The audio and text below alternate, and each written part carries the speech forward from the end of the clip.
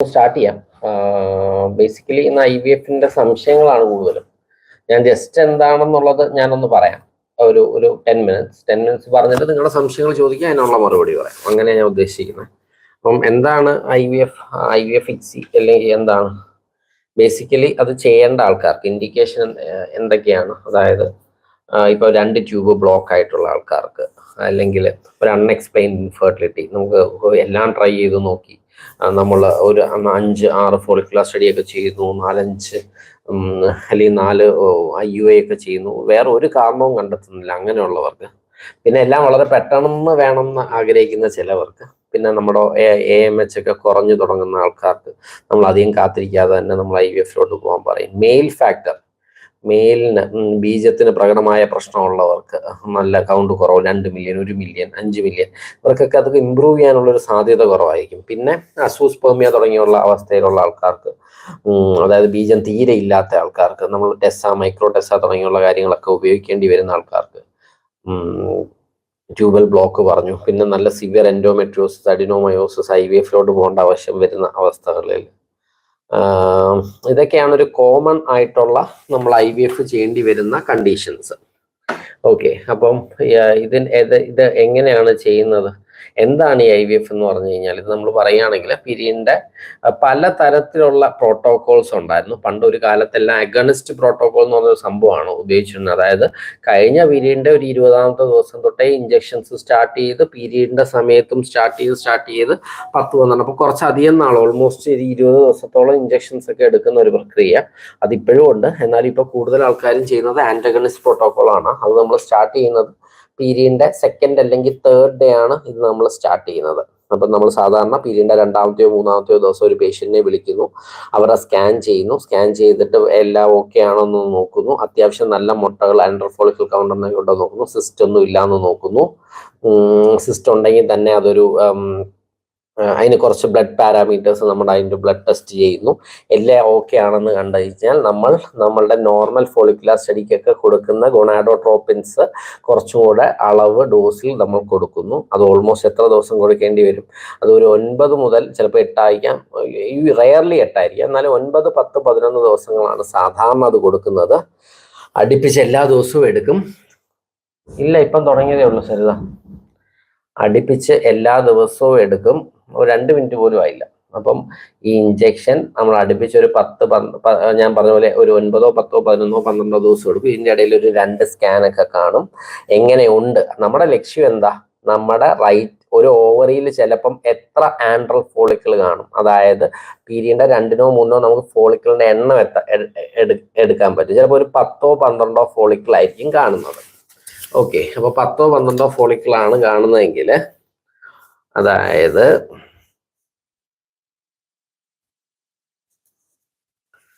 ഇത് ഞാൻ ജസ്റ്റ് ഒന്ന് ഇതിലോട്ട് മാറ്റുവാണ്, ക്യാമറ ഒന്ന് തിരികുവാണ്.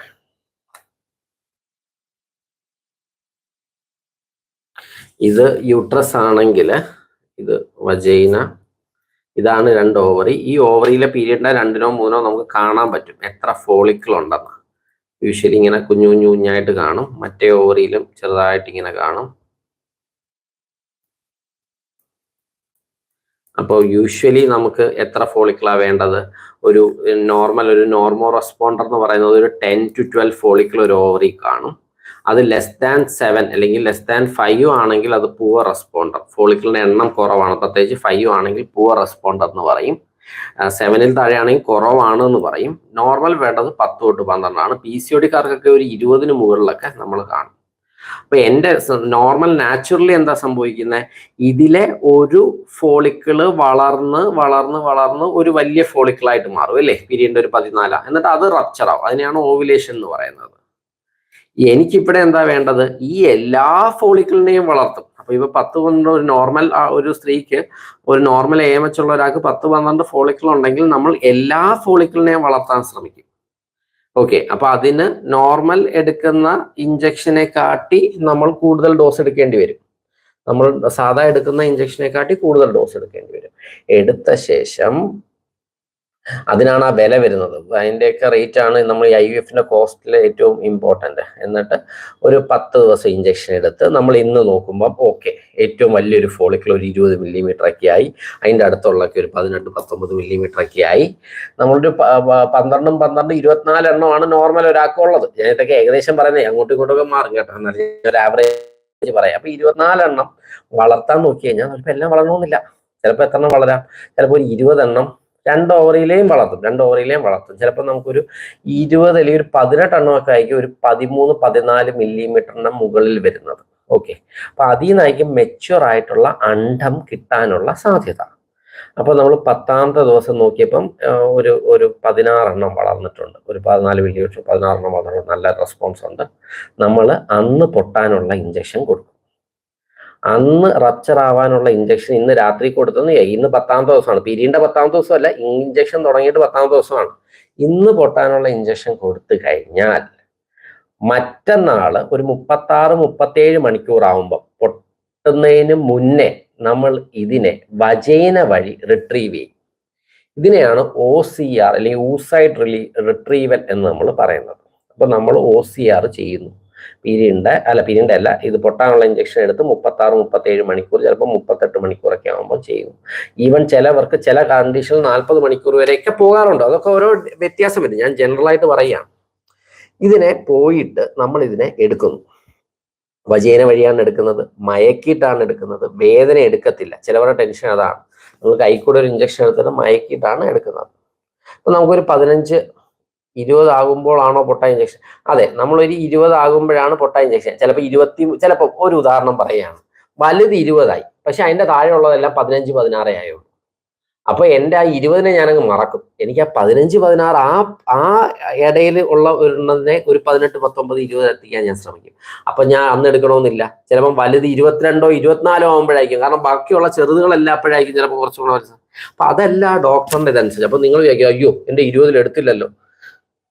നിങ്ങൾക്ക് അതിന്റെ കാരണം മനസ്സിലായില്ലേ? ഓക്കെ, അപ്പൊ നമ്മൾ എടുത്ത് വജൈന വഴി ഇതിനെ എടുത്ത് നമുക്ക് പുറത്തെത്തി നമ്മൾ അപ്പൊ തന്നെ ഒരു 15-20 മിനിറ്റത്തെ ഒരു പ്രൊസീജിയർ, ചെറിയ മയക്കത്തിൽ ചെയ്യുന്ന ഒരു പ്രൊസീജിയർ. ഇതിനെ എടുത്ത ശേഷം നമ്മൾ അതിനെ വാഷ് ചെയ്ത് അതിന്റെ ബാക്കിയുള്ള എഗ്ഗിന്റെ പുറമെ പറ്റിയിരിക്കുന്ന ഭാഗത്തിനൊക്കെ കളഞ്ഞ ശേഷം നമ്മളൊന്ന് വാമറിൽ വെച്ച് 2 മണിക്കൂറിന് ശേഷം എടുത്ത് അതിൻ്റെ അകത്തോട്ട് ബീജത്തിനെ കുത്തിവെക്കുന്നു. കുത്തിവെക്കുകയാണെങ്കിൽ അതിനെ ഇക്സി എന്ന് പറയും. എന്നാൽ അതേസമയം ഒരു പെട്രി ഡിഷിന്റെ അകത്ത് 2 മുട്ടയിട്ട് ഒരു 100-200 ബീജം എടുത്ത് ഇട്ടിട്ട് ബീജം തനിയെ തന്നെ ഈ അണ്ടത്തിലോട്ട് കയറാൻ വെക്കുന്നതിനെ IVF എന്നും പറയും. മനസ്സിലായില്ലേ? അപ്പൊ അണ്ടത്തിന്റെ അകത്തോട്ട് തനിയെയാണ് ബീജം കയറുന്നതെങ്കിൽ അതിനെ IVF എന്നും, മനുഷ്യനായിട്ട് തന്നെ കുത്തിവെക്കുകയാണെങ്കിൽ അതിനെ ഇക്സി എന്നും പറയും. നമ്മളപ്പോ ഇക്സി ചെയ്യുന്നു. ഇക്സി ചെയ്ത് അപ്പൊ ഇന്നല്ല ഇക്സി ചെയ്തേ, നാളെ ഇവരൊന്ന് നോക്കും, ഇതിൽ ഫെർട്ടിലൈസേഷൻ നടന്നോ, അതിന്റെ ലക്ഷണങ്ങളായിട്ടുണ്ടോ എന്നൊന്ന് നോക്കും. എന്നിട്ട് 3ാമത്തെ ദിവസം അറിയാൻ പറ്റും എത്ര എണ്ണം ഫെർട്ടിലൈസ്ഡ് ആയി, എത്ര ക്വാളിറ്റി ഉണ്ട്. കുറച്ച് അധികം ഉണ്ടെങ്കിൽ എന്ത് ചെയ്യും? നമ്മൾ അതിനെ 5ാമത്തെ ദിവസം കൂടെ വളർത്താൻ വെക്കും. 5ാമത്തെ ദിവസം വളരാൻ വെക്കുന്നതിനെയാണ്, 5ാമത്തെ ദിവസം വളരുകയാണെങ്കിലാണ് അതിനെ ബ്ലാസ്റ്റോസിസ്റ്റ് എന്ന് പറയുന്നത്. മറ്റേത് Day 3 എംബ്രിയോസ്, മറ്റേത് Day 5 എംബ്രിയോസ് ആണ് ബ്ലാസ്റ്റോസിസ്റ്റ് എന്ന് പറയുന്നത്. ഇതിന്റെ എത്ര ശതമാനമായിരിക്കും? ഞാൻ പറഞ്ഞു 24-ൽ 15-16 14 മില്ലിമീറ്ററിന് മുകളിൽ വന്നത്. അതിന്റെ 75% നല്ലത് നമ്മൾ പുറത്ത് വജൈന വഴി പുറത്തെടുക്കുമ്പോൾ കിട്ടുന്നത്. അതായത് 15 എണ്ണത്തിൽ 70% എന്ന് പറയുമ്പോൾ ഒരു 10-11 എണ്ണമൊക്കെ ആയിരിക്കും നല്ല ഊസൈറ്റ് കിട്ടുന്നത്.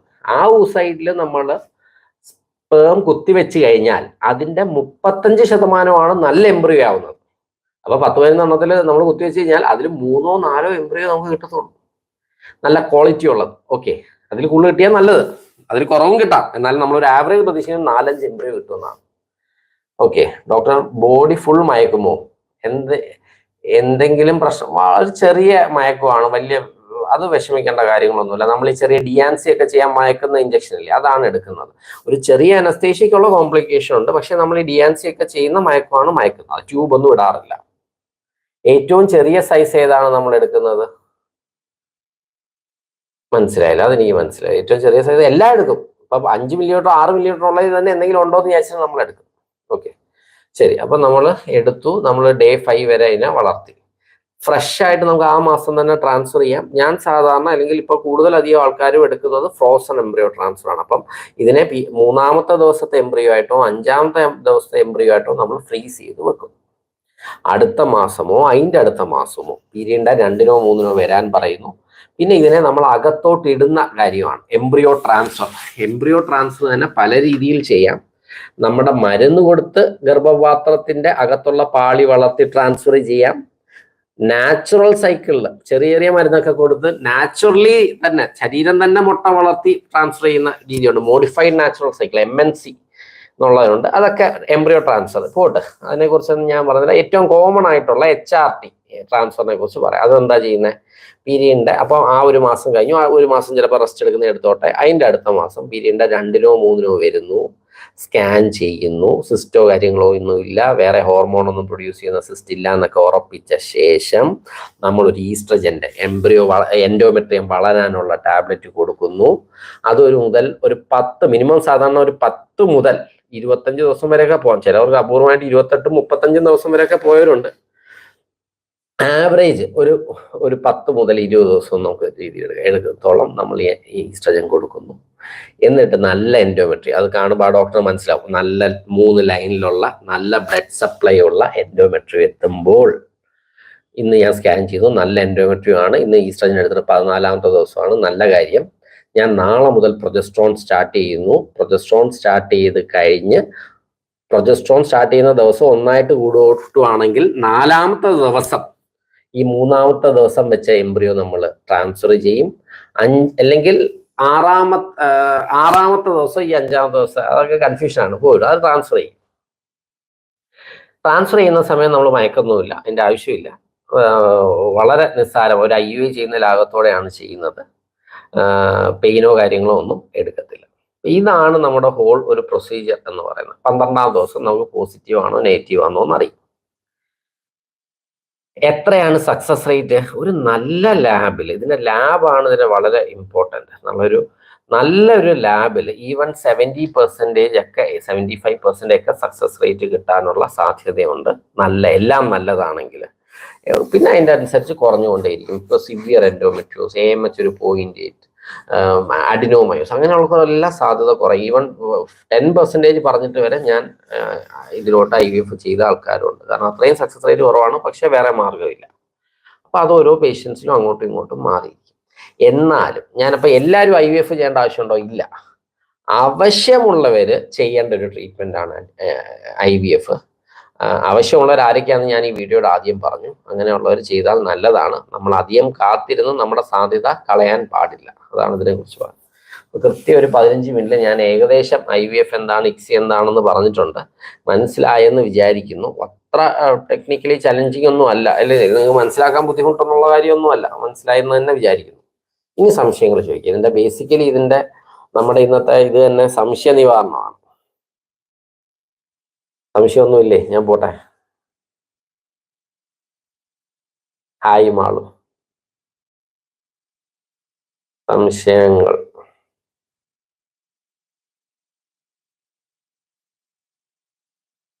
വെയിറ്റ് ചെയ്യട്ടെ. IVF-നെ കുറിച്ചുള്ള സംശയം തന്നെ വേണമെന്നില്ല, നിങ്ങൾക്ക് ഇഷ്ടമുള്ള സംശയങ്ങൾ ചോദിക്കാം കേട്ടോ.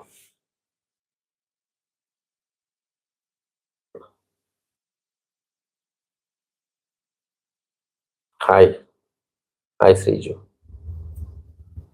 സംശയങ്ങൾ ചോദിച്ചു. സിംഗിൾ ആണോ ട്വിൻസ് ആണോ കൂടുതലും ചെയ്യുന്നത്? നമ്മൾ ഈ എംബ്രിയോ ട്രാൻസ്ഫർ ചെയ്യുമ്പോൾ നമ്മൾ ഇപ്പം ഒരു പേഷ്യൻ്റ് ഒപ്പിടുകയാണ്, എനിക്ക് സിംഗിൾ എംബ്രിയോ SCT ചെയ്താൽ മതി, സിംഗിൾ എംബ്രിയോ ട്രാൻസ്ഫർ ചെയ്താൽ മതി, ഒരു Day 5 ചെയ്താൽ മതി എന്നുണ്ടെങ്കിൽ നമ്മൾ അതായിരിക്കും ചെയ്യുന്നത്. അതല്ല പറയാണ് ഡോക്ടറെ 2 എണ്ണം ചെയ്യും ഡോക്ടറെ, ചിലപ്പോൾ ഒന്നെങ്കിലും ആയാലും, അങ്ങനെയാണെങ്കിൽ ഡബിൾ ആണ് ചെയ്യുന്നത്. അപ്പോൾ അതെല്ലാം ആ പേഷ്യൻറ്റിൻ്റെ ഡിസിഷനും പേഷ്യൻ്റെ മെഡിക്കൽ ഹിസ്റ്ററിയും. ഒരു 2 സിസേറിയൻ കഴിഞ്ഞ ഒരാളാണ്, അങ്ങനെയാണെങ്കിൽ ഒരു ട്വിൻസിനെ താങ്ങാൻ അയാൾക്ക് പാടായിരിക്കും. അപ്പോൾ നമ്മൾ സിംഗിൾ എംബ്രിയോ ട്രാൻസ്ഫർ ചെയ്യും. നേരത്തെ ഒരു 5ാം മാസം അബോർഷൻ ഒരാളാണ്, അപ്പോൾ അയാൾ ട്വിൻസിനെ കൊടുക്കുന്നത് വീണ്ടും നമ്മൾ ആപത്താണ്. അപ്പോൾ നമ്മൾ സിംഗിൾ എംബ്രിയോ ട്രാൻസ്ഫർ ചെയ്യും. അങ്ങനെ ഓരോ പേഷ്യൻസിനും നമ്മൾ ഡിസൈഡ് ചെയ്തിട്ടാണ് ചെയ്യുന്നത്. എംബ്രിയോ ഗ്ലൂ എന്ന് പറയുന്നത് അത് കുറച്ച് നാൾ മുന്നെയാണ് അതിന്റെ ഒരു കത്തി കയറിയുന്ന സമയം. ഇപ്പൊ അതങ്ങ് പോന്നു. കാരണം മിക്ക സ്റ്റഡീസും കാണിക്കുന്നത് അത് വലിയ സിഗ്നിഫിക്കന്റ് ഡിഫറൻസ് ഉണ്ടാക്കുന്നില്ലെന്നാണ്. നമ്മൾ എംബ്രിയോ ട്രാൻസ്ഫർ ചെയ്യുന്നതിന് മുന്നേ നമ്മളൊരു മീഡിയം ഹൈലൂറോണിക് ആസിഡ് ഉള്ള ഒരു മീഡിയത്തിൽ ഇടുകയും അത് ഇട്ട ശേഷം നമ്മൾ ട്രാൻസ്ഫർ ചെയ്യുമ്പോൾ കുറച്ചും കൂടെ ഇംപ്ലാന്റേഷൻ കൂടുന്നത്, അതായത് കുട്ടി ഗർഭപാത്രത്തിന്റെ അകത്ത് കൂടുതൽ ഒട്ടിപ്പിടിക്കുന്നതായിട്ട് കണ്ടെത്തുന്നുണ്ട്. പക്ഷെ ഇതിനൊക്കെ സ്റ്റഡീസ് അത്ര നല്ല റിസൾട്ട് ഒന്നും, ഭയങ്കര വലിയ റിസൾട്ട് ഒന്നും കാണിക്കില്ല. അങ്ങനെയാണെങ്കിൽ എല്ലാവരും എംബ്രിയോ ഗ്ലൂ യൂസ് ചെയ്യത്തില്ലേ? വലിയ റിസൾട്ട് ഒന്നും കാണുന്നില്ല. അങ്ങനെയാണ് എളുപ്പമല്ലേ, നമ്മളെല്ലാം എംബ്രിയോനെ പശ ഏൽപ്പിച്ചൊട്ടിക്കുന്ന പോലെ ഒട്ടിച്ചാൽ. പക്ഷെ അതൊക്കെ ഈ ഏറ്റവും ഇമ്പോർട്ടൻ്റ് എന്തുവാ? ഏറ്റവും ഇമ്പോർട്ടൻ്റ് രണ്ട് കാര്യങ്ങൾ. ഒന്ന്, നല്ല എംബ്രിയോ കിട്ടുക, നല്ല സ്റ്റിമുലേറ്റ് ചെയ്യുക, നല്ല എംബ്രിയോ കിട്ടുക. രണ്ട്, ട്രാൻസ്ഫർ ചെയ്യുന്നതിന് മുന്നേ നല്ല എൻഡോമെട്രി ഉണ്ടാക്കുക, നല്ല വാസ്കുലർ സപ്ലൈ ഉള്ള കാണാൻ ഭംഗിയുള്ള നല്ല എൻഡോമെട്രി. ഇത് രണ്ടുമാണ് എൻ്റെ അഭിപ്രായത്തിൽ പോസിറ്റീവ് ആവാനുള്ള ഏറ്റവും ഇമ്പോർട്ടൻ്റ് കാര്യം. പിന്നെ കുറേ കാര്യങ്ങളുണ്ട്, പ്രായം, എൻഡോമെട്രിയോസ്, അതൊക്കെ ഉണ്ട്. ബാക്കി എംബ്രിയോസ് തീർച്ചയായിട്ടും സൂക്ഷിച്ചു വെക്കും. നിങ്ങൾക്ക് അത് അതിനൊരു മന്ത്ലി പേയ്മെന്റ് കാണും എല്ലാ ലാബിലും. അല്ല, മന്ത്ലി പേയ്മെന്റ് അല്ലെങ്കിൽ ഇയർലി പേയ്മെന്റ് കാണും. അത് കൊടുത്തു കഴിഞ്ഞാൽ നിങ്ങളിപ്പം ഒരു അസൂസ്പെർമി കാരണമാണ് പോസിറ്റീവ് ആയത്, അപ്പം ബീജത്തിന്റെ കുറവ് കാരണമാണ്. നമ്മളപ്പോൾ എന്ത് ചെയ്യാം? ഇത്തവണ വേണ്ട, പിന്നെ അടുത്ത തവണയും വേണ്ട. നമുക്ക് വിശേഷിച്ച് ഇത്തവണ കുറച്ച് അധികം എംബ്രിയോസ് കിട്ടിയിട്ടുണ്ട്. അപ്പം നമ്മൾ ഇത്തവണ ട്രാൻസ്ഫർ ചെയ്ത് പോസിറ്റീവ് ആക്കി കഴിഞ്ഞാൽ ബാക്കിയെല്ലാം സൂക്ഷിച്ചു വെക്കുക. ഒരു 2, 3, 4 വർഷം കഴിയുമ്പോൾ ആവശ്യമുള്ളപ്പോൾ അതങ്ങ് ഉപയോഗിച്ചിരുന്നാൽ മതി. പിന്നെ സ്റ്റിമുലേഷനോ കാര്യങ്ങളോ വേണ്ട. ബാക്കി എംബ്രിയോസ് നമുക്ക് സൂക്ഷിച്ചു വെക്കാം. ഒരു ഓവറി മാത്രമേ ഉള്ളെങ്കിൽ IVF പോസിബിൾ ആണ്. അതിനെന്താ അല്ലേ? ഞാൻ ഈ പറഞ്ഞ മെക്കാനിസം വെച്ചിട്ട് നമുക്ക് കുറച്ച് ഫോളിക്കിൾ കിട്ടണമെന്നല്ലേ ഉള്ളൂ. തീർച്ചയായിട്ടും ഒരു ഓവറി ഉള്ളവർക്ക് IVF പോസിബിൾ ആണ്. ആതിരയാണ് ചോദിച്ചിരിക്കുന്നത്. ആതിര അപ്പൊ ഇനി IVF ചെയ്യാൻ പോകുന്നോ? ആതിര, സ്റ്റിമിഫോൾ 2.5 മില്ലിഗ്രാം കഴിച്ചാൽ എക്വാളിറ്റി വരുമോ? സ്റ്റിമിഫോള് നമ്മൾ IVFന് ഉപയോഗിക്കുന്നത് യൂഷ്വലി PCODക്കാർക്കാണ്. ഭയങ്കര ഈസ്ട്രജൻ ലെവലൊക്കെ കൂടി നിൽക്കുന്ന ഒരാൾക്ക്, ഈസ്ട്രജൻ ലെവൽ കൂടി നിൽക്കുന്ന ഒരാൾക്ക് നമ്മൾ സ്റ്റിമിഫോൾ എടുത്തിട്ട് നമ്മൾ അവരുടെ ഈസ്ട്രജന്റെ അളവ് കുറയ്ക്കും, അല്ലെങ്കിൽ PCOD ഉണ്ടാവാനുള്ള സാധ്യത വളരെ കൂടുതലാണ്. അല്ലാതെ സ്റ്റിമിഫോൾ അണ്ടം വളർത്താൻ വേണ്ടിയിട്ടല്ല ഉപയോഗിക്കുന്നത്, അവിടെ ഈസ്ട്രജന്റെ അളവ് കുറയ്ക്കാൻ വേണ്ടിയിട്ടാണ്. അണ്ടങ്ങൾ കൂടുതലുള്ളവർക്കാണ് സാധാരണ കൊടുക്കുന്നത്.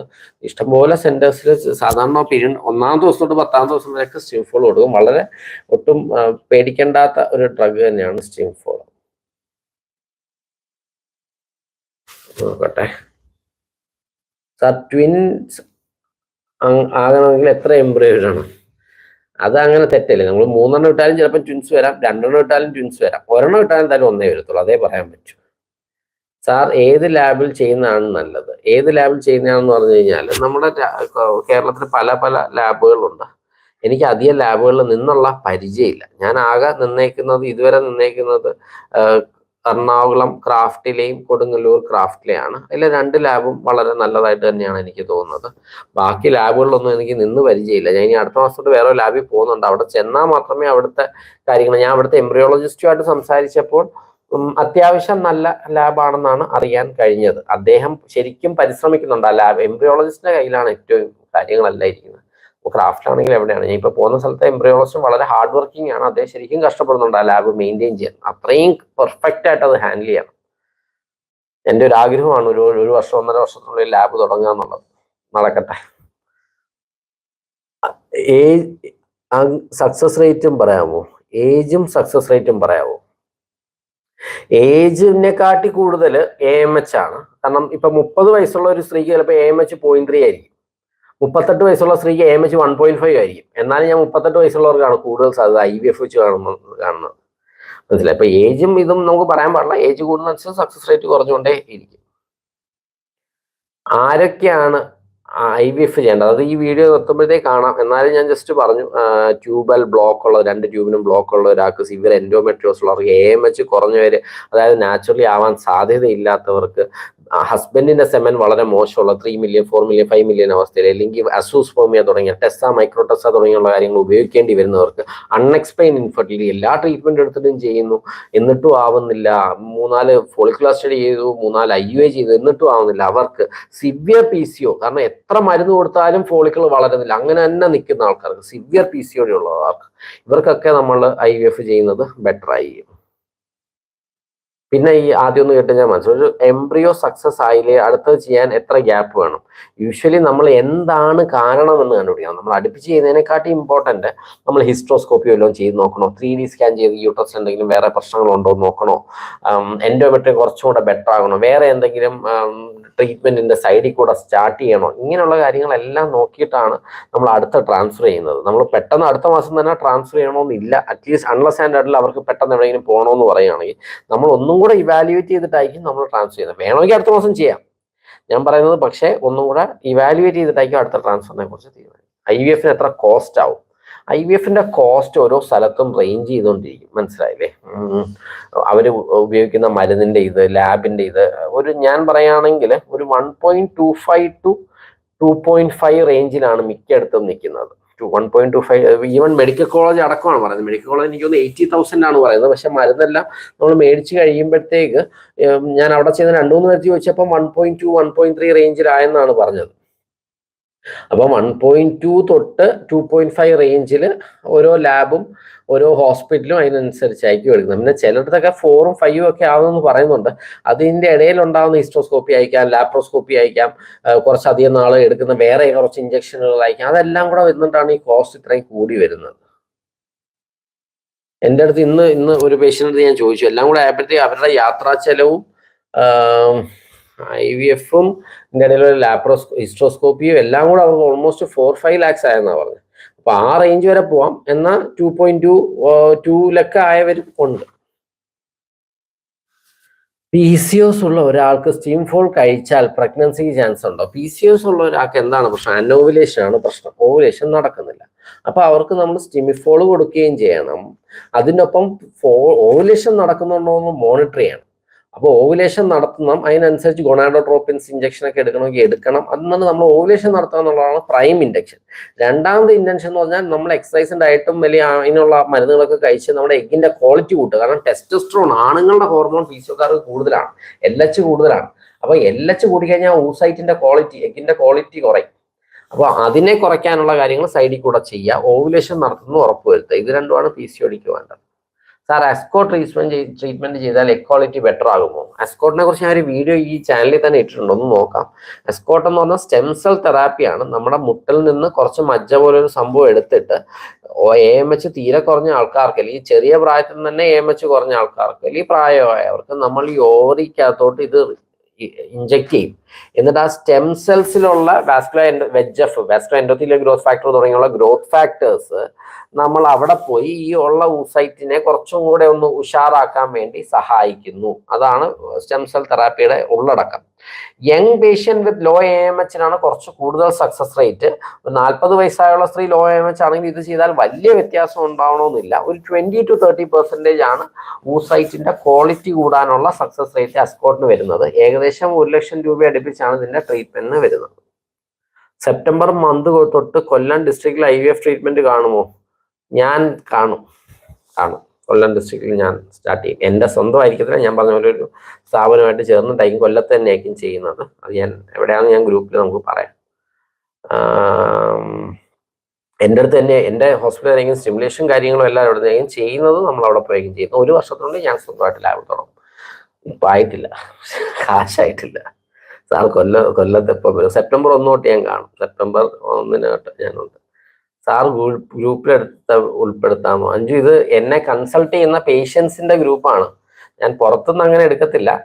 എൻ്റെ ഒരു പേഷ്യൻ്റ് ആണെങ്കിൽ തീർച്ചയായിട്ടും ആ ഗ്രൂപ്പിൽ ഉൾപ്പെടുത്തും. ഞാൻ പുറത്തുനിന്ന് എടുത്തു കഴിഞ്ഞാൽ പക്ഷേ ഇപ്പം ഞാനും എൻ്റെ പേഷ്യൻസിനുമായിട്ടുള്ള ഒരു റാപ്പോ ചിലപ്പം വേറൊരു പുറത്തുനിന്നുള്ളൊരു ഇതുമായിട്ട് കാണണമെന്നില്ല. അതുകൊണ്ടാണ് അതിൻ്റെ അകത്ത് ഉൾപ്പെടുത്താത്തത്. ഇതാകുമ്പോൾ എനിക്ക് അറിയാം ഇത്രയും പേര് എന്നെ കാണിക്കുന്നതാണെന്ന് എനിക്കൊരു ഉറപ്പുണ്ട്.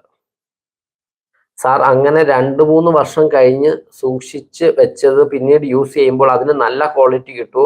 അതുപോലെ കുഞ്ഞുങ്ങൾക്ക് എന്തെങ്കിലും? ഇല്ല, ഒരു ക്വാളിറ്റിക്ക് ഒരു പ്രശ്നം ഉണ്ടാകത്തില്ല. ഇത് നമ്മൾ 196 ഡിഗ്രിയിൽ അത്രയും തണുപ്പിൽ ശീതീകരിച്ച് വെച്ചേക്കാണ്. എത്ര വർഷം കഴിഞ്ഞിട്ട് വേണമെങ്കിലും ക്വാളിറ്റിക്ക് പ്രശ്നങ്ങൾ ഉണ്ടാവില്ല. ആ പേടിയൊന്നും വേണ്ട. ഡോക്ടർ കൊല്ലം എന്നാണ് വരുന്നത്? സെപ്റ്റംബർ ഞാൻ പറഞ്ഞല്ലോ. ഈ മാസം വരുന്നത് 17-നും 19-നും ആണ് എൻ്റെ കൺസൾട്ടേഷൻ. 18-ന് വേറൊരു കാര്യമുണ്ട്, ഞാൻ പിന്നെ ഗ്രൂപ്പിൽ പറയാം. ANA ആന്റിബോഡി പോസിറ്റീവ് ആയവർക്ക് പ്രഗ്നൻസി റിസ്ക് ആണ് തീർച്ചയായിട്ടും. ANA ആന്റിബോഡിയിൽ APLA തുടങ്ങിയുള്ള കാര്യങ്ങൾ പോസിറ്റീവ് ആയതൊരു ഓട്ടോ ഇമ്മ്യൂൺ കണ്ടീഷനാണ്. നമ്മുടെ ശരീരം തന്നെ നമ്മുടെ കുഞ്ഞിനെതിരെ പ്രവർത്തിക്കുന്ന ഒരു അവസ്ഥ. അത് കാരണം റെക്കറന്റ് അബോർഷൻസ്, വീണ്ടും വീണ്ടും ആദ്യത്തെ മാസങ്ങളിൽ അബോർഷനായി പോവുക, 5-ാം മാസം 6-ാം മാസം കുഞ്ഞിന്റെ ചിലപ്പോൾ തുടുപ്പ് നിന്ന് പോവുക, വളർച്ചക്കുറവുണ്ടാവുക, പ്രഷർ വരാനുള്ള സാധ്യത കൂടുക, ഇത് കുഞ്ഞിനിട്ടുള്ള വെള്ളം കുറയുക, അങ്ങനെയുള്ള കുറേ കോംപ്ലിക്കേഷൻസിനുണ്ട്. അതിനുള്ള കറക്റ്റ് ട്രീറ്റ്മെന്റ് നിങ്ങൾ ഡോക്ടർ പറയുന്നത് പോലെ എടുത്തു കഴിഞ്ഞാൽ വലിയ പ്രശ്നങ്ങളുള്ളാതെ ഇഷ്ടംപോലെ പേര് ANA APLA പോസിറ്റീവ് ആയിട്ട് പ്രസവിച്ചിട്ടുണ്ട്. ഞാൻ തന്നെ എനിക്കൊന്ന് 50 പേരെങ്കിലും APLA ANA പോസിറ്റീവ് ആയിട്ട് ഞാൻ എൻ്റെ കയ്യിലൂടെ തന്നെ എടുത്തിട്ടുണ്ട്. അപ്പം ടെൻഷൻ വേണ്ട. അലർജി ഇഷ്യൂസ് ഉള്ള ആൾക്ക് അനസ്തേഷ്യ എടുക്കാൻ പറ്റും. അനസ്തേഷ്യ ഡ്രഗിനോടാണോ, ഏത് അനസ്തേഷ്യ ഡ്രഗിനോടാണ് അലർജി എന്നാണ് നമ്മൾ നോക്കുന്നത്. അനസ്തേഷ്യ ഡ്രഗിനോടും കൂടെ അലർജി ഉണ്ടെങ്കിൽ നമ്മൾ സെർവിക്സ്, ഗർഭാശയ മുഖത്തിന്റെ അവിടെ മയക്കം കൊടുത്ത് ഇഞ്ചക്ഷൻസ് എടുത്ത് ലോക്കൽ അനസ്തേഷ്യ കൊടുത്തിട്ട് നമ്മൾ എടുക്കാറുണ്ട്. അതും വലിയ ഡിസ്കംഫർട്ടോ കാര്യങ്ങളോ ഒന്നും ഉണ്ടാവില്ല. പക്ഷെ ഉണർന്നിരിക്കും എന്നുള്ള പ്രശ്നം മാത്രമേ ഉള്ളൂ.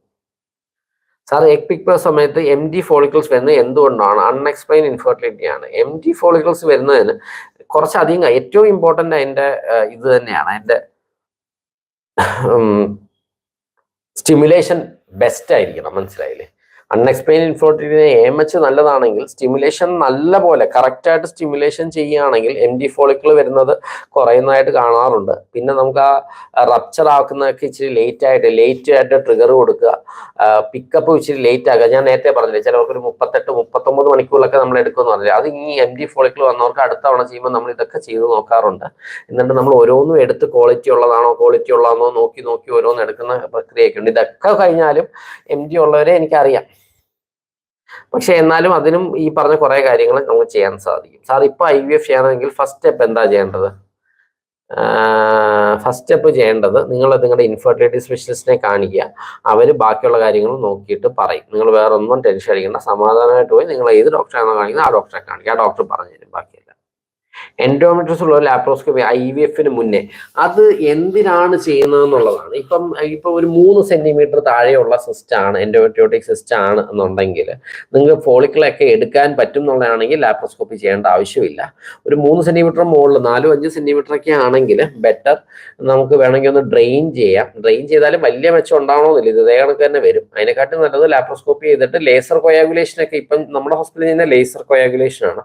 അതിനെ അത് എന്തുവാ പ്രശ്നം? എൻഡോമെട്രിയോസ് ഉള്ളവർക്ക് ഇത് നമ്മൾ പീൽ ചെയ്യുമ്പം നമ്മുടെ അണ്ടങ്ങളെല്ലാം പോന്നു എന്നുള്ളൊരു പേടി അല്ലേ? ഇപ്പോൾ ഉള്ള AMH തന്നെ നഷ്ടപ്പെടുമോ എന്നുള്ളൊരു പേടി. അപ്പൊ അതിനെ വലിയ പ്രശ്നങ്ങൾ ഉണ്ടാക്കാതെ ചെയ്യുന്ന സർജിക്കൽ സ്റ്റെപ്സ് ഒക്കെ ഇപ്പൊ അവൈലബിൾ ആണ്.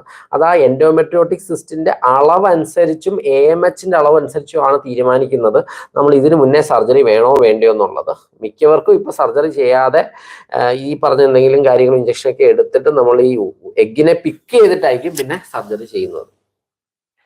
Sir prior to transfer atosiban injection തരുന്നതിന് ഇൻഡിക്കേഷൻ എന്ന് പറയാം. അറ്റോസിപാൻ അത് ഓരോരുത്തരുടെയും പേഴ്സണൽ ഇതാണ്. അതായത് അറ്റോസിപാന്റെ ഒരു ഇതെന്ന് പറഞ്ഞു കഴിഞ്ഞാൽ എന്താണ് നമ്മുടെ യൂട്രസിന്റെ ടോണിനെ അത് എതിർക്കും. മനസ്സിലായില്ലേ? ഓക്സിറ്റോസിൻ, പ്രസവിക്കാൻ ഉദ്ദേശിക്കുന്ന ഓക്സിറ്റോസിൻ എന്ന് പറഞ്ഞ ഹോർമോണിന്റെ നേരെ എതിർവശത്തെ എഫക്റ്റ്, അതായത് യൂട്രസിനെ റിലാക്സ് ചെയ്യിപ്പിക്കും. അപ്പോൾ ഒരു ഫോറിൻ ബോഡി നമ്മൾ ഗർഭപാത്രത്തിലോട്ട് നിക്ഷേപിക്കുമ്പം യൂട്രസ് കോൺട്രാക്ട് ചെയ്യുകയും ഈ കുഞ്ഞിനെ പുറത്തോട്ട് തള്ളുകയും ചെയ്യുന്ന ഒരു കോൺസെപ്റ്റിൽ നിന്നാണ് ഈ അറ്റോസിബാൻഡ് ഇത് വന്നേക്കുന്നത്. അപ്പൊ അറ്റോസിബാൻഡ് എടുക്കുമ്പോൾ യൂട്രസ് റിലാക്സ്, അത് 2 ദിവസം മുന്നേ ഒക്കെ എടുക്കണം. അതിനൊരു പ്രോട്ടോകോൾ ഉണ്ട്. യൂട്രസ് റിലാക്സ് ചെയ്യുമെന്നും അപ്പോൾ കുറച്ചും കൂടെ ഇംപ്ലാന്റേഷൻ കൂടുമെന്നാണ് പറയുന്നത്. അപ്പൊ ഈ വീണ്ടും പരാജയപ്പെടുന്നവർക്കൊക്കെ ശ്രമിക്കാവുന്ന ചില മെത്തേഡുകളിൽ ഒന്നാണ് ഈ അറ്റോസിപാൻ.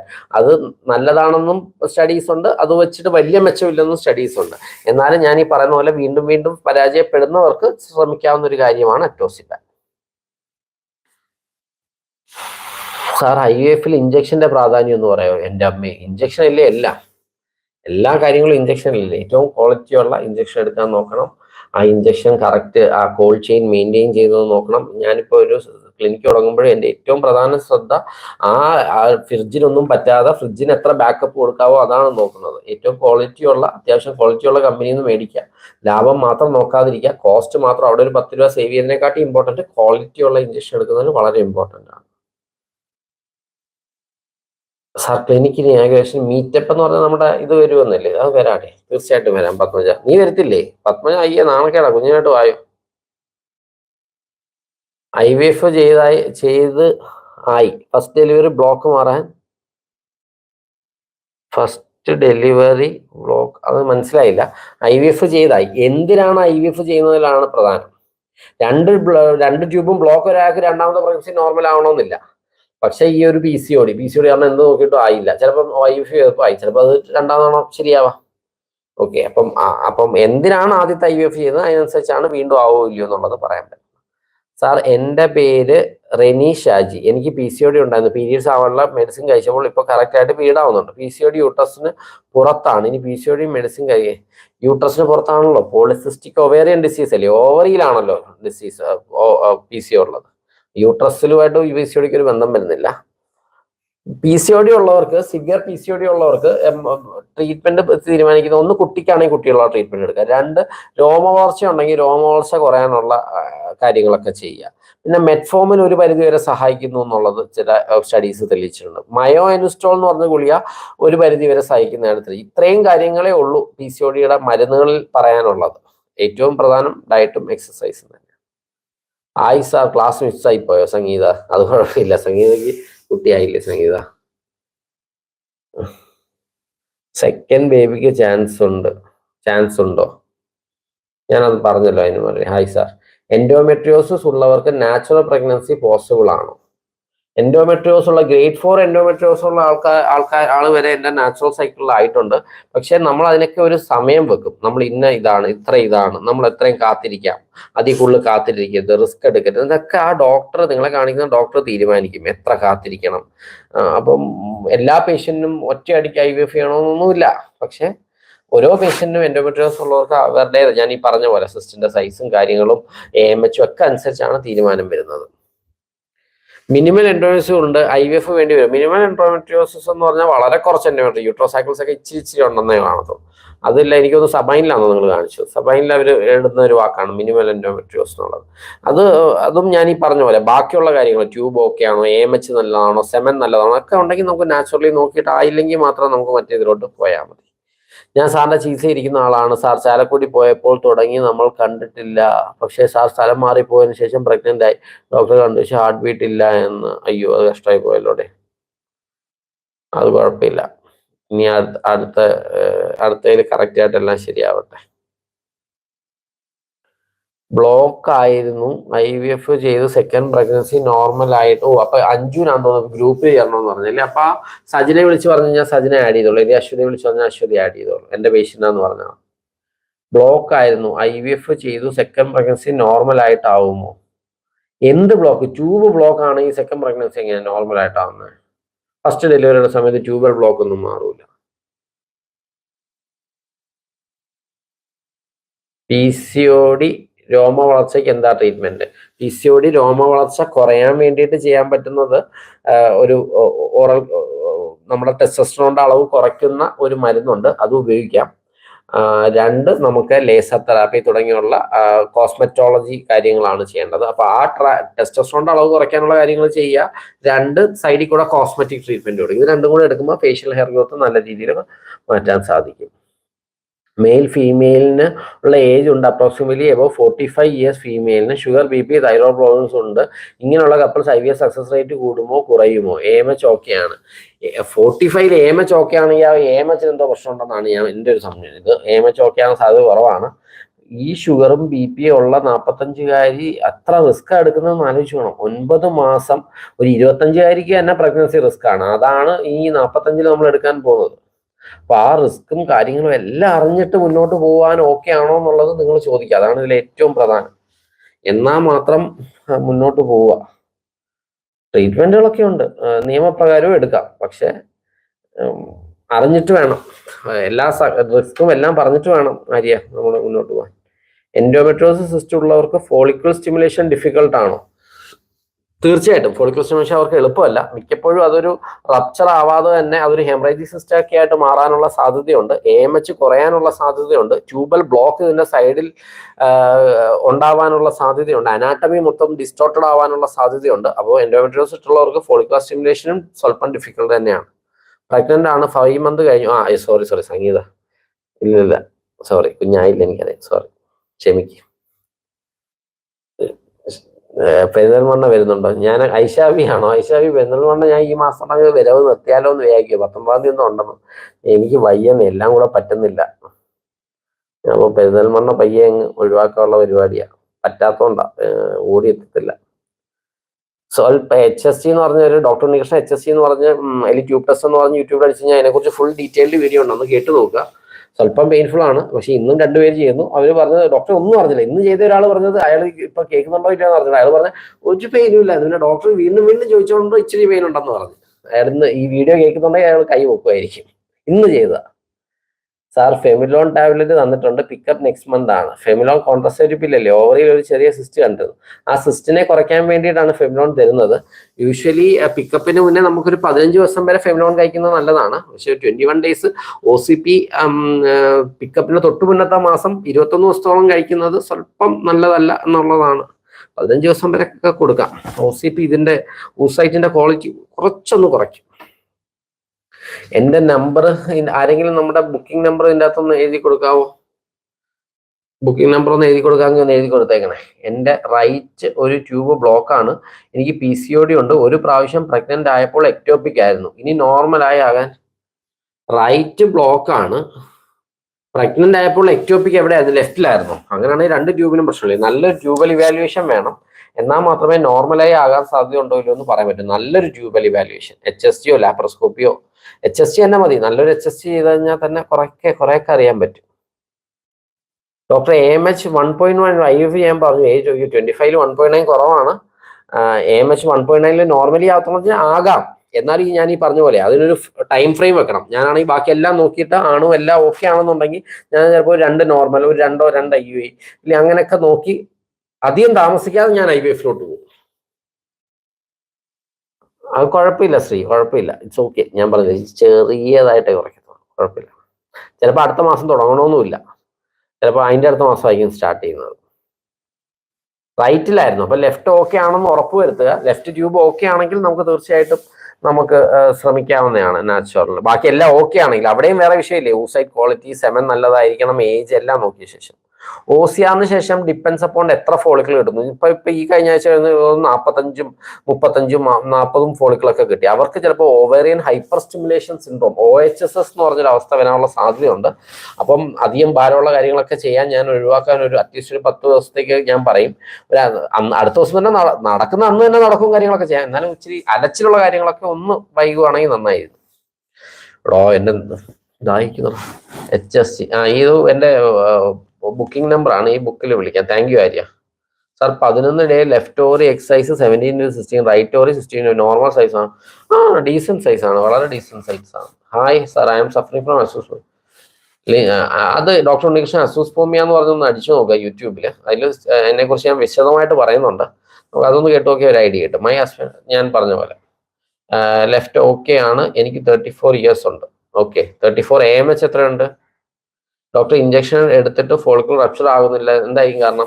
1 മാസം മാത്രമാണോ എല്ലാ മാസമാണോ? ഓക്കെ, 1 മാസം മാത്രമൊക്കെ അത് വളരെ നാച്ചുറലി ഉണ്ടാകുന്ന ഒരു കാര്യമാണ്. ല്യൂട്ടനൈസ്ഡ് അൺറപ്ചർഡ് ഫോളിക്കിൾ എന്നാണ് LUF എന്നാണ് പറയുന്നത്. അത് ഹോർമോൺ, പ്രത്യേകിച്ച് PCOD-കാർക്ക്, എൻഡോമെട്രിയോസാർക്കൊക്കെ അത് വളരെ കോമൺ ആയിട്ട് കാണുന്നതാണ്. പ്രത്യേകിച്ച് PCOD-കാർക്കാണ് അത് കോമൺ ആയിട്ട് കാണുന്നത്. അപ്പോൾ അത് നമ്മൾ വീണ്ടും സ്റ്റിമുലേറ്റ് ചെയ്യുക, LH കുറയ്ക്കാനുള്ള കാര്യങ്ങൾ ചെയ്യുക, തുടങ്ങിയുള്ള കാര്യങ്ങളൊക്കെ മതി. എത്ര വേണമെങ്കിലും IVF ചെയ്യാം. എത്ര IVF ചെയ്യാം ഒരാൾക്ക്. 12ാമത്തെ IVF-നൂടെ ഒരു പേഷ്യന്റ് വന്നിട്ടുണ്ട്, ഞാൻ കണ്ടിട്ടുണ്ട്. IVF ഒക്കെ നിങ്ങൾക്ക് പോസിറ്റീവ് ആവുന്ന ചെയ്യും, കാശുണ്ടെങ്കിൽ. സാർ എനിക്ക് അതിന് മുന്നേ തന്നെ പോസിറ്റീവ് ആവട്ടെ. ഇങ്ങനെ പറഞ്ഞ IVF-നെ ഞാൻ സപ്പോർട്ട് ചെയ്യാന്ന് പറഞ്ഞത് അങ്ങനെയല്ല. എൻ്റെ ഒരു അഭിപ്രായം, ഏതാഗ്രഹമാണെങ്കിലും, കുഞ്ഞാകാനാണോ, നിങ്ങൾക്ക് ഒരു സാധനം മേടിക്കാനാണോ, നിങ്ങൾക്ക് പുറത്തു പോകാനാണോ, ഏതാഗ്രഹമാണെങ്കിലും നിങ്ങൾ മാക്സിമം കിട്ടുന്നവരെ ശ്രമിക്കുക. അങ്ങനെ ശ്രമിക്കുന്നവർക്ക് കിട്ടും. ഇതാണ് എൻ്റെ ഒരു ഐഡിയോളജി. അതുകൊണ്ട് ഞാൻ പറഞ്ഞതേ ഉള്ളൂ. എത്ര വേണമെങ്കിലും ചെയ്യുന്നതിൽ കുഴപ്പമൊന്നുമില്ല. സാർ, എനിക്ക് 4 പ്രാവശ്യം IUI ചെയ്തതാണ്, ബട്ട് നെഗറ്റീവ് ആയിരുന്നു. ടെസ്റ്റ് ചെയ്തപ്പോൾ ഇനി എന്താണ്? 4 സാധാരണ IUI നമ്മൾ പറയുന്നത്. അവർ പറയുന്നത് 4 IUI കഴിഞ്ഞാൽ പിന്നെ വീണ്ടും ചെയ്താൽ വലിയ കാര്യമില്ല എന്നാണ്. എന്നാലും കറക്റ്റ് സ്ഥലത്ത് എന്ന് പറഞ്ഞാൽ വളരെ പെർഫെക്റ്റ് നോക്കിയിട്ട് പെർഫെക്റ്റ്. ഇപ്പം കഴിഞ്ഞ ഒരു വർഷം ചെയ്ത IUI ഒന്നും ഞാൻ എൻ്റെ മനസ്സിൽ ഫുൾ സാറ്റിസ്ഫാക്ഷനോടെ ചെയ്യുന്നതല്ല. കാരണം എന്താ, എനിക്ക് അവരുടെ സ്കാൻ അവർ മിക്ക സ്ഥലത്തും എൻ്റെ അടുത്ത് ആയിരിക്കത്തില്ല ചെയ്യുന്നത്. അപ്പോൾ എനിക്ക് അത്രയും കോൺഫിഡൻസ് കിട്ടത്തില്ല. അവർ റീഡ് ചെയ്ത സ്കാനും ഞാൻ അതിൽ നിന്ന് ഇന്റർപ്രറ്റ് ചെയ്യുന്നതിലൊക്കെ വ്യത്യാസങ്ങൾ വരും. അപ്പം ഞാൻ പറഞ്ഞ എല്ലാം പെർഫെക്റ്റ് കണ്ടീഷനിൽ. ഇപ്പോൾ ഇപ്പം എൻ്റെ കാര്യം പറയുകയാണെങ്കിൽ ഞാൻ തന്നെ മരുന്ന് കൊടുത്തു, ഞാൻ തന്നെ കണ്ടു, പെർഫെക്റ്റ് 7 എല്ലാം 7 ആയിട്ട് ഒരു 4 തവണ ഞാൻ പെർഫെക്റ്റ് ആയിട്ട് ചെയ്തിട്ടും ആയില്ല എന്നുണ്ടെങ്കിൽ ഞാൻ IVF സജസ്റ്റ് ചെയ്യും. HSC അനസ്തേഷ്യ വളരെ അപൂർവമായിട്ട് ചിലർ പറയും ഡോക്ടറെ എനിക്ക് വേദന പറ്റത്തില്ല, അവർക്ക് മാത്രം നമ്മൾ HSC അനസ്തേഷ്യ കൊടുക്കും, അല്ലെങ്കിൽ കൊടുക്കൂല. അതിൻ്റെ ആവശ്യമില്ല. ഒരു ചെറിയ 1 മിനിറ്റ് ഒരു 30 സെക്കൻഡത്തെ പെയിനല്ലേ. ട്രാൻസ്ഫർ മാത്രം കോസ്റ്റ് എത്രയാവും? ട്രാൻസ്ഫർ മാത്രം, എംബ്രിയോ ട്രാൻസ്ഫർ മാത്രമാണെങ്കിൽ ഇവിടെ ഞാൻ വർക്ക് ചെയ്യുന്ന ഹോസ്പിറ്റലിൽ മേടിക്കുന്ന 25,000 ആണ് ട്രാൻസ്ഫറിന്റെ കോസ്റ്റ്. അതായത് എഗ്ഗൊക്കെ റെഡിയാണ്, ഇനി ട്രാൻസ്ഫറിനുള്ള കാശ് 25,000. ഓരോ സ്ഥലത്തും വേരി ചെയ്യും. AMH 13.6, അത് ഭയങ്കര കൂടുതലാണ്. അതുകൊണ്ടായിരിക്കാം കേട്ടോ, AMH is too high. അത് സിവിയർ PCO ആണ്. 8ന് മുകളിലാകുമ്പോൾ സിവിയർ PCOD ആണ്. AMH 13.6 എന്ന് പറയുമ്പോൾ AMH കുറച്ച് കൊണ്ടുവരാൻ നോക്കും. ഇയാൾ വണ്ണം ഒക്കെ ഉണ്ടെങ്കിൽ വണ്ണം കുറയ്ക്കുക. മെലിഞ്ഞ ആളാണെങ്കിൽ നല്ല എക്സസൈസ് ഒക്കെ ചെയ്യും. എന്നെ കൺസൾട്ട് ചെയ്യും. എന്നെ കൺസൾട്ട് ചെയ്യും. അല്ലെങ്കിൽ ഏതെങ്കിലും നിങ്ങൾ കാണിക്കുന്ന ഫെർട്ടിലിറ്റി സ്പെഷ്യലിനെ കൺസൾട്ട് ചെയ്യും. സാർ IUI ചെയ്തിട്ട് ലോങ് ടൈം ചെയ്യുന്ന കുഴപ്പമില്ല, നിങ്ങൾക്ക് എവിടെ വേണമെങ്കിലും പോയി. IUI is a normal thing അല്ലേ. നമ്മളൊരു ചെറിയ കാര്യം മാത്രമേ അതിൽ വ്യത്യാസം ചെയ്തുകൊണ്ട് നിങ്ങൾക്ക് കാര്യങ്ങളെല്ലാം ചെയ്യാം. Doctor said that there is no option other than IVF, that too less chance. Can be naturally cured with medicine. How can we book consultation with you? ഈ ചാറ്റിൽ തന്നെ എൻ്റെ ഒരു ബുക്കിംഗ് നമ്പർ ഇതിൻ്റെ അകത്ത് അയച്ചിട്ടുണ്ട്, ആര്യ അയച്ചിട്ടുണ്ട്. അത് നിങ്ങൾക്ക് നോക്കാം. വീഡിയോ കൺസൾട്ടേഷൻ തന്നെ അവർ ബുക്ക് ചെയ്യാം. അതല്ലെങ്കിൽ എൻ്റെ ആപ്പ് ഉണ്ട്, PRETHEEKSHA, പ്രതീക്ഷ. അല്ല PRA അല്ല, PRE ആണ്. അതേ ഉള്ളൂ പ്രതീക്ഷയുടെ വ്യത്യാസം. പ്രതീക്ഷ എന്ന് പറഞ്ഞിട്ട് ആപ്പ് സ്റ്റോറിൽ ഒരാഴ്ചക്കുള്ളിൽ ആവും. മറ്റേ ഗൂഗിൾസിൽ പ്ലേ സ്റ്റോറിന് നിങ്ങൾക്ക് പ്രതീക്ഷ ആപ്പ് എന്ന് കയറി എൻ്റെ കൺസൾട്ടേഷൻ ബുക്ക് ചെയ്യാൻ സാധിക്കും. എന്നെ കൺസൾട്ട് ചെയ്യാനുള്ള ആപ്പാണ്. അതിൽ വീഡിയോ കൺസൾട്ടേഷൻ ഉണ്ട്. അസൂസ്പെർമിയ നിങ്ങൾ ആ വീഡിയോ കണ്ടു നോക്കൂ. എന്ത് അസൂസ്പെർമിയ എന്നറിയണം. നോൺ ഒബ്സ്ട്രക്റ്റീവ് അസൂസ്പെർമിയ ആണോ, ഒബ്സ്ട്രക്റ്റീവ് അസൂസ്പെർമിയ ആണോ, FSH എത്രയുണ്ട്, ടെസ്റ്റിക്കുലർ വോളിയം എത്രയുണ്ട്, അതിനനുസരിച്ചാണ് ട്രീറ്റ്മെന്റ്. എന്നെ ഫോളോ ചെയ്താൽ മതി. കാരണം ഞാൻ ഈ ആഴ്ച മൊത്തം ചെയ്യുന്ന അസൂസ്പെർമിയ കുറേ വീഡിയോസ് ഞാൻ പ്രിപ്പയർ ചെയ്ത് വെച്ചിട്ടുണ്ട്. അസൂസ്പെർമിയ ഒരു ബ്യൂട്ടിഫുൾ തിങ് ആണ്. ബ്യൂട്ടിഫുൾ തിങ് എന്ന് പറഞ്ഞാൽ ചിലപ്പം ഇതേ ഒട്ടും കിട്ടത്തില്ല എന്ന് വിചാരിച്ചവർക്ക് പോസിറ്റീവ് ആവാനുള്ള സാധ്യതയുള്ള ഒരു സംഭവമാണ്. പക്ഷെ എല്ലാവർക്കും ഇല്ല, എപ്പോഴും പറഞ്ഞു എല്ലാവർക്കും ഇല്ല. നാച്ചുറലി ആവാൻ അസൂസ്മെന്റ് നാച്ചുറലി ഇതാവാനുള്ള സാധ്യത വളരെ കുറവാണ്. ഇല്ല എന്ന് തന്നെ പറയാം. പിന്നെ ദൈവം അല്ലാത്തതുകൊണ്ടാണ് ഈ 0 എന്ന് പറയാത്തത്. Sir AMH 4.26 is normal. 8 kg കുറച്ച്, ബട്ട് പീരീഡ് ആവുന്നില്ല. വെയിറ്റ് 60. ഓക്കെ നല്ല കാര്യം.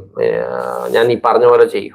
ഒന്നെങ്കിൽ AMH 2.1 IVF ചെയ്യാൻ പറഞ്ഞു. AMH നോർമൽ റേഞ്ച് എത്രയാണ്? നമ്മൾ 2.5 to 3 ഒക്കെയാണ് നോർമൽ എന്ന് പറഞ്ഞത്. 2.5 താഴെയാണെങ്കിൽ കുറയുമെന്ന് ഞാൻ പറയും. 2ൽ താഴെയാണെങ്കിൽ കുറവാണ്. എത്രയും പെട്ടെന്ന് നമ്മൾ അടുത്ത ട്രീറ്റ്മെന്റിലോട്ട് പോവാം. 1ൽ താഴെയാണെങ്കിൽ വളരെ കുറവാണ്. ഈവൺ IVF വെച്ചിട്ട് സക്സസ് റേറ്റ് കുറവാണ് എന്നുള്ള രീതിയിലാണ്. ഞാൻ 1 ടൈം IVF ചെയ്തു, നെഗറ്റീവ് ആയിരുന്നു, PCOD ഉണ്ടായിരുന്നു, AMH 12 ആയിരുന്നു, നന്നായി എക്സസൈസ് ചെയ്തു, ഫുഡ് കൺട്രോൾ ചെയ്തു, 1 year ആയി, ഇപ്പോൾ നോർമലായി പ്രഗ്നന്റ് ആയി. Very good, great. ഇതാണ് ഞാൻ പറഞ്ഞത്. ചില PCOD ഉള്ള ആൾക്കാർക്ക് നമ്മൾ IVF ചെയ്ത് കഴിഞ്ഞാലും പിന്നെ ഇതാവും. എനിക്കൊരു പേഷ്യന്റ് 3 IVF കഴിഞ്ഞ ഒരു പേഷ്യന്റ് ഉണ്ടായിരുന്നു, PCOD ആയിരുന്നു, അത് നോർമലി കൺസീവ് ആയി. അപ്പം എന്തിന് നമ്മൾ IVF ശ്രമിച്ചു എന്നുള്ളതാണ് ഏറ്റവും ഇമ്പോർട്ടൻറ്റ്. മനസ്സിലായില്ലേ? അപ്പം IVF ചെയ്ത് കഴിഞ്ഞാൽ ഇനി നോർമലി ആവത്തില്ല, അതൊക്കെ ചുമ്മാതാണ്. ഇതിൽ കൂടുതൽ എന്താ വേണ്ട? ഒരാൾ ഇതിൻ്റെ അകത്ത് മെസ്സേജ് ഇട്ടേക്കാണ്. Very good, congrats. സാർ കോട്ടയത്ത് എവിടെയെങ്കിലും കൺസൾട്ടേഷൻ ഉണ്ടോ? കോട്ടയത്തില്ലേ, എന്നെ നിങ്ങൾ കോട്ടയത്ത് കൊണ്ടുവരുന്നത്. ഞാൻ എറണാകുളത്ത് ഇപ്പോൾ ഉണ്ട്, പിന്നെ കൊടുങ്ങല്ലൂര്, പിന്നെ കൊല്ലത്ത് ഞാൻ അടുത്ത മാസം തൊട്ടാണ് ഞാൻ ഒരു ചെറിയ ക്ലിനിക്ക് സ്റ്റാർട്ട് ചെയ്യുന്നത്. HSC കോസ്റ്റ് ഒരു ഓരോ വ്യത്യാസം. 2,500 ചില സാധനങ്ങൾ എനിക്കറിയാം, 3,300, 3,500, 4ന് പുറത്ത് ഞാൻ എവിടെയും കേട്ടിട്ടില്ല. കൗണ്ട് 35, മോർട്ടിലിറ്റി 50, നോർമൽ കൺസീവ് ആയി, IUI കഴിഞ്ഞു ഇരിക്കുന്നു, ടെൻഷൻ ഉണ്ട്. Neethu, all the best. ഇത്തവണ പോസിറ്റീവ് ആവട്ടെ എന്ന് ഞാനും പ്രാർത്ഥിക്കുന്നു. എല്ലാം ശരിയാവട്ടെ. പിന്നെ വലിയ എക്സ്പെക്ടേഷൻ വെക്കരുത്, അതാണ് ഏറ്റവും വിഷമം. ഭയങ്കര എക്സ്പെക്ടേഷൻ നമ്മൾ അങ്ങ് വെക്കും. ചില ആൾക്കാർ നെഗറ്റീവ് ആകുമ്പോൾ അങ്ങ് ഡെസ്പായി പോകും. എന്തിനാ? ജീവിതത്തിൽ ഒരു ഭാഗം മാത്രമല്ലേ ഇത്, അല്ലേ? ജീവിതത്തിൽ ഒരു ഭാഗമാണ്, സ്ട്രെസ് വരുന്ന ഒരു ഭാഗമാണ്. അങ്ങനെ ഒരു ലാഘവത്തോടെ എടുക്കാൻ ശ്രമിക്കണം. അപ്പൊ നമ്മുടെ സ്ട്രെസ് ഹോർമോൺ എപ്പോഴും കുറഞ്ഞിരിക്കും. അപ്പൊ നമുക്ക് പോസിറ്റീവ് ആവാനുള്ള സാധ്യത കൂടിക്കൊണ്ടിരിക്കും.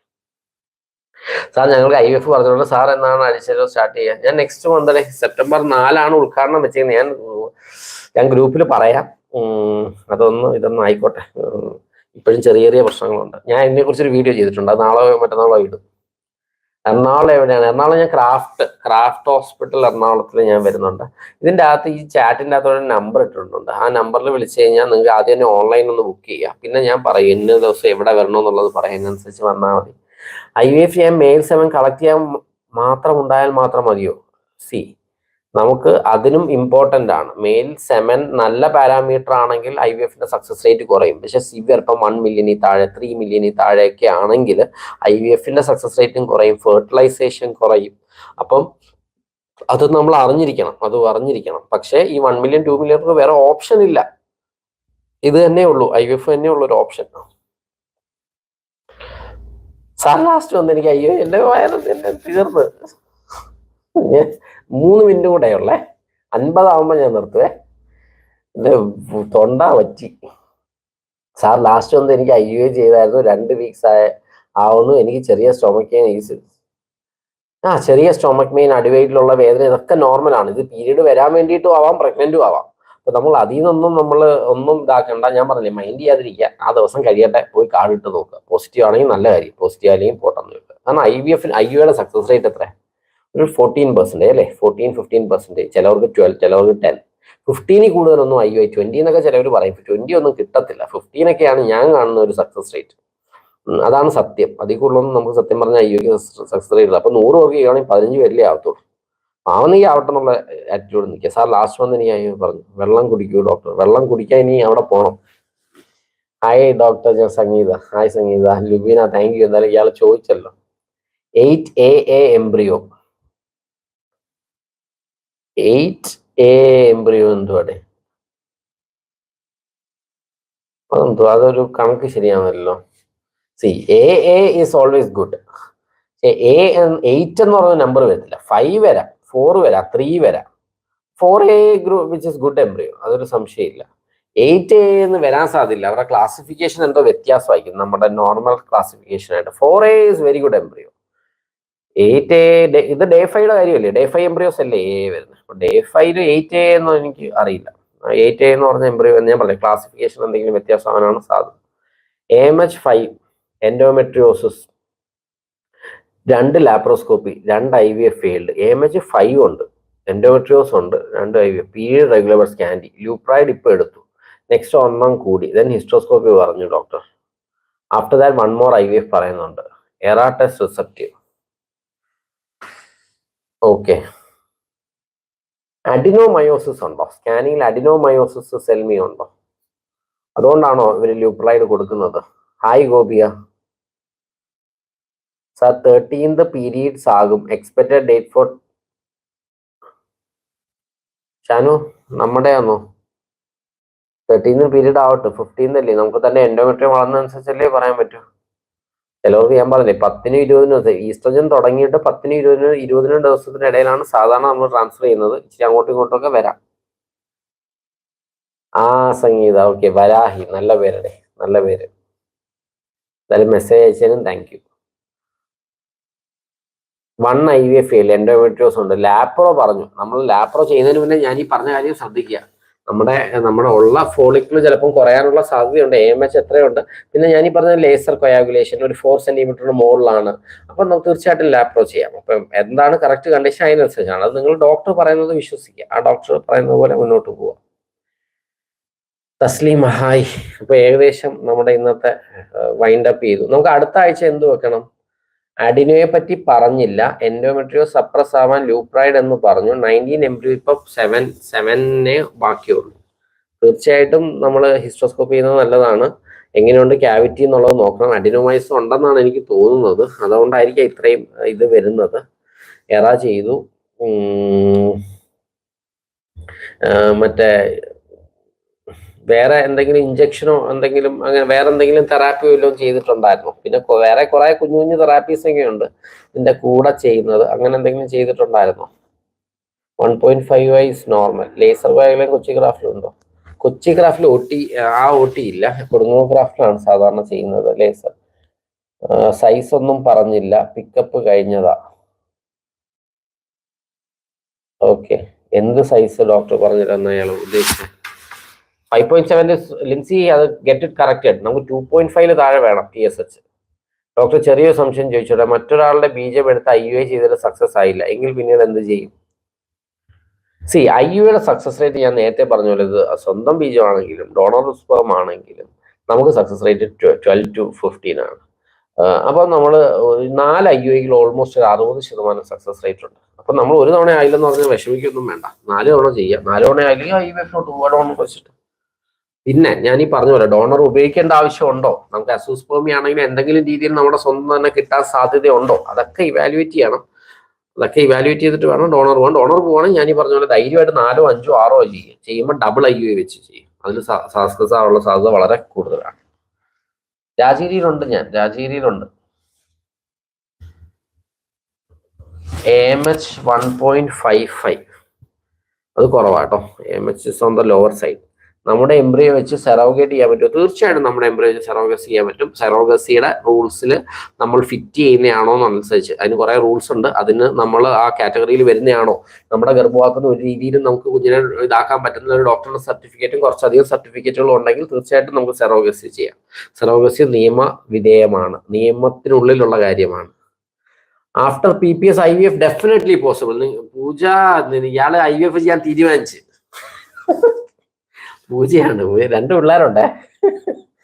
ശരി, എൻഡോമെട്രിയോട്ടിക് സിസ്റ്റ് ഡോക്ടർ പറഞ്ഞില്ല, ലാപ്രോ ചെയ്യാൻ പറഞ്ഞു. 7 എംബ്രിയോ ബാലൻസ് ഉണ്ട്.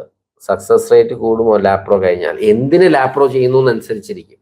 നമ്മൾ ലാപ്രോസ്കോപ്പി, നമ്മൾ എന്താണ് ലാപ്രോസ്കോപ്പി? കീ ഹോൾ അകത്ത് കയറുന്നു. എന്തിനകത്ത് കയറുന്നു? അപ്പോൾ ആ ഡോക്ടർ ചിലപ്പോൾ ഒരു ഹൈഡ്രോസാൽപിൻസ് ട്യൂബിൽ ഒരു വെള്ളക്കെട്ട് കണ്ടിട്ടാണ് കയറുന്നത്.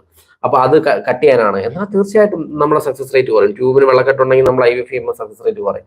ഇപ്പം വേറെ എന്തെങ്കിലും ഡോക്ടർ ഉദ്ദേശിക്കുന്ന അഡിനോ മയോമ ഉണ്ട്, അതൊന്ന് കട്ട് ചെയ്ത് മാറ്റണം, തീർച്ചയായിട്ടും ചെയ്യാം.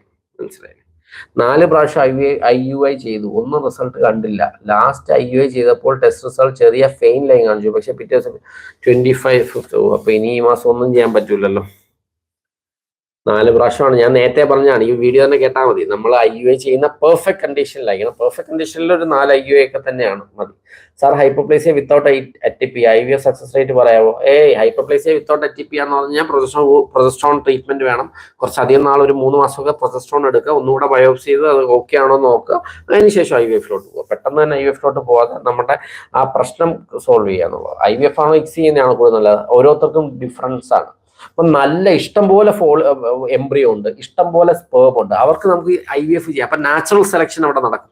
നല്ല ബീജം അണ്ടത്തിലോട്ട് കയറും, നാച്ചുറൽ സെലക്ഷൻ. പക്ഷെ സക്സസ് റേറ്റ് കയറാനുള്ള സാധ്യത സ്വല്പം കുറവാണ്. അപ്പൊ ഇഷ്ടംപോലെ ഉള്ളവർക്ക് ആ പ്രശ്നം വരുന്നില്ല. പക്ഷെ വളരെ കുറച്ച് ബീജം, ഒരു 10, 15, 20 ബീജമേ ഉള്ളൂ. അണ്ടങ്ങൾ പക്ഷെ കുറേ ഉണ്ട്, അല്ലെങ്കിൽ അണ്ടങ്ങളും കുറവാണ്. അവർക്ക് നമ്മൾ ICSI അല്ലേ ചെയ്യേണ്ടത്? കാരണം നമ്മൾ നാച്ചുറൽ സെലക്ഷൻ വിട്ട് കഴിഞ്ഞാൽ ഒന്നും ഫെർട്ടിലൈസേഷൻ ചെയ്തില്ലെങ്കിലോ. മനസ്സിലായി? അപ്പൊ ആർക്കാണോ വേണ്ട അതിനനുസരിച്ച് ചെയ്യാം. Laparoscopy for endometriotic cyst. Okay, അതാണോ ടോപ്പിക്ക് വേണ്ടത്? അടുത്ത മാസം അതൊരു ടോപ്പിക്ക്, അത്രയും അത്യാവശ്യമില്ലാത്ത ഒരു ടോപ്പിക്ക്. അതെ, വേറൊരു ടോപ്പിക്ക് പറ. അടുത്ത ആഴ്ചത്തെ ടോപ്പിക്ക് 2 പിള്ളേരുള്ള കാര്യം ഇവിടെ പറയേണ്ട കാര്യമില്ല. അത് ശരിയാ, സോറി അല്ലേ, എന്റെ തെറ്റ്, സോറി അല്ലയാ. സാർ വേറെ ഹോസ്പിറ്റൽ IVF ചെയ്യാൻ നോക്കുമ്പോൾ സാറിനെ ഒന്ന് കാണാൻ വരാൻ പറ്റുമോ? അതിനെന്ത് ചെയ്യണമെന്ന് കാണണേ. എനിക്കങ്ങനെ ഒന്നുമില്ല. 7 എംബ്രിയോ ഇനി ബാംഗ്ലൂരിൽ. സാറിനെ നേരിട്ട് അവരോട് സംസാരിക്കാൻ രാജ്യത്തിൽ. വന്നോ ഒരു കുഴപ്പമില്ല. നിങ്ങൾ അവിടെ ഒന്ന് വിളിച്ചിട്ട് വരണമെന്നുള്ളതേ ഉള്ളൂ. എൻഡോമെട്രിയോസ് ഉള്ളവർക്ക് ICSI അല്ലേ നല്ലത്. എൻഡോമെട്രിയോസ് ഉള്ളത് ഒന്നാമത് എഗ്ഗ് വളരെ കുറവായിരിക്കും. ഇനി നമ്മൾ അതിന് പൂൾ ചെയ്ത് മറ്റേ IVF-ലോട്ട് ഇട്ട് കഴിഞ്ഞാൽ ചിലപ്പോൾ കിട്ടിയില്ലെങ്കിലോ ICSI.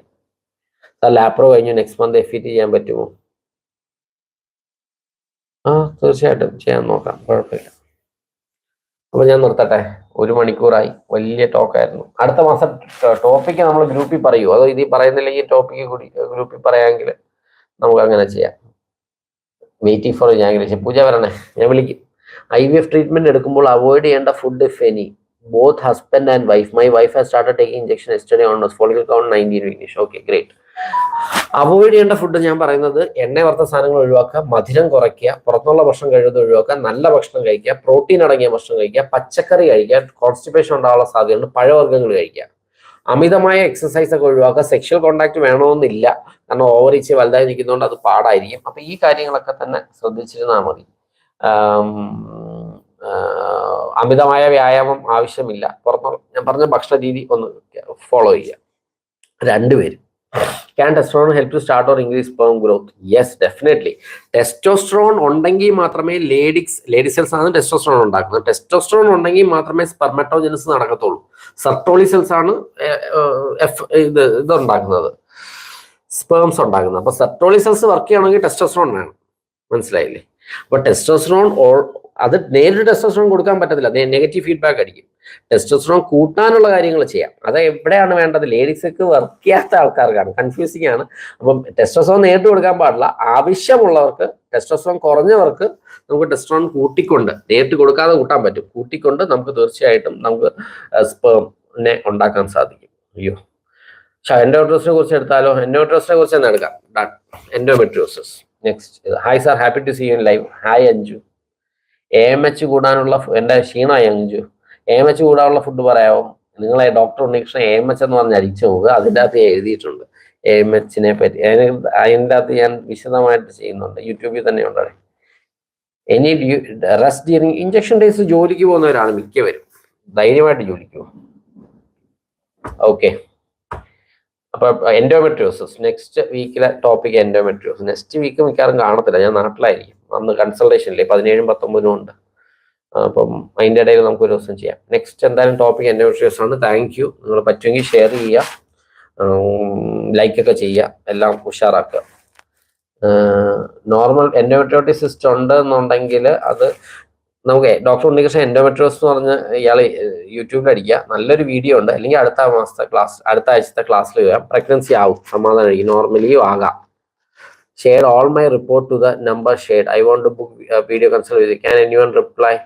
Share reply. ആ നമ്പറിലോട്ട് ലിൻസി വിളിക്കുക നാളെ പകൽ സമയത്ത്, എന്നിട്ട് എൻ്റെ ഒരു കൺസൾട്ടേഷൻ ബുക്ക് ചെയ്യുക.